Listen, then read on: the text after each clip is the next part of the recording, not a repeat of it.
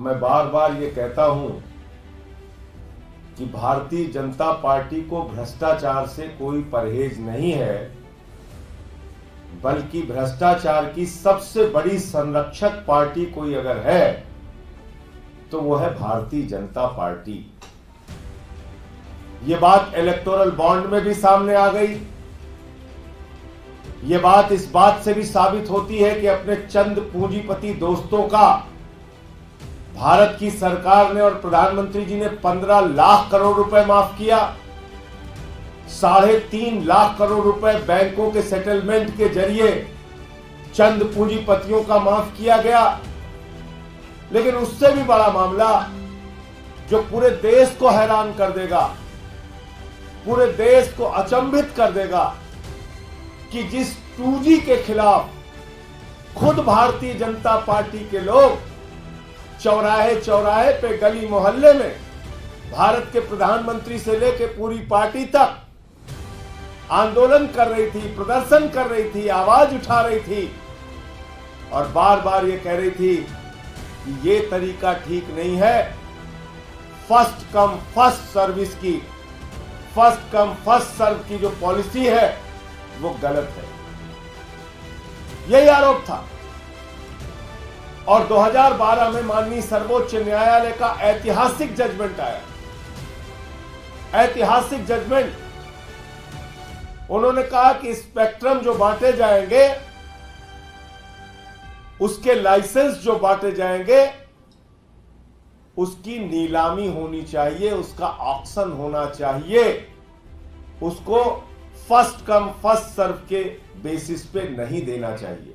पहले आओ पहले पाओ की नीति को माननीय सर्वोच्च न्यायालय ने पूरी तरीके से नकारते हुए 2012 में ऐतिहासिक निर्णय दिया और कहा कि किसी भी हालत में पहले आओ पहले पाओ की नीति नहीं लागू होनी चाहिए, बल्कि स्पेक्ट्रम लाइसेंस के लिए आपको ऑक्शन का प्रोसेस अपनाना पड़ेगा, नीलामी का प्रोसेस अपनाना पड़ेगा।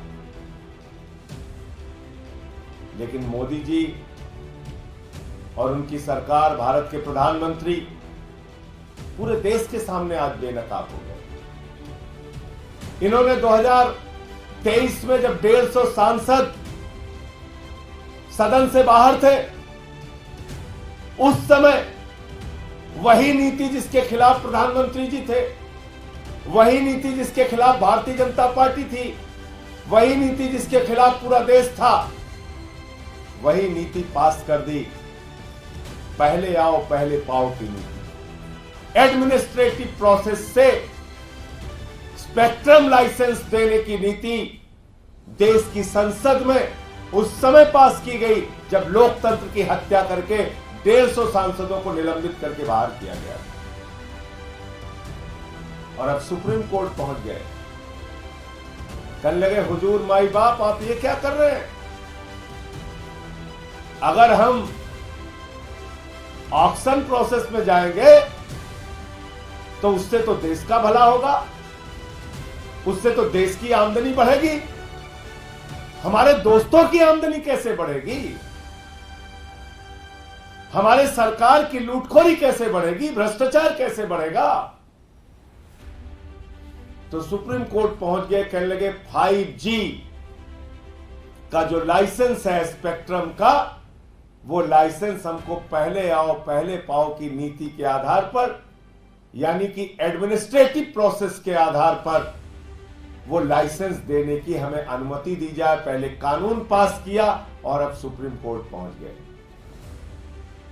मानी सर्वोच्च न्यायालय के भी निर्णय लोग नहीं मानते। इलेक्टोरल बॉन्ड पे निर्णय आएगा, उसके खिलाफ खड़े। 2G पे 2012 का ऐतिहासिक फैसला आया, उसके खिलाफ खड़े। तो आज पूरे देश के सामने भारत के प्रधानमंत्री नरेंद्र मोदी और उनकी सरकार का चेहरा बेनकाब हो गया है। ये मोदी जी का 5G घोटाला है, 5G का महा घोटाला। अपने दोस्तों के लिए वो सब कुछ करने के लिए तैयार है।